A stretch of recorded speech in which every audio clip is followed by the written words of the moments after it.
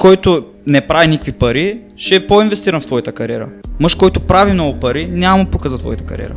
На него не му пука, аз ако правя 100К на месец, твоите 10 бона не му бърка.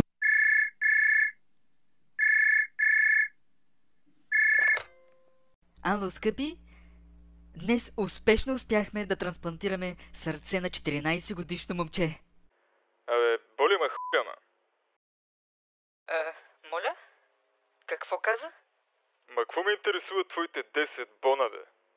Аз вадя 100 000. Скъпи, какви 10 бона? Ние спасихме едно момче. Абе, мен не ме бърка твоята кариера, бе. Не разбра ли?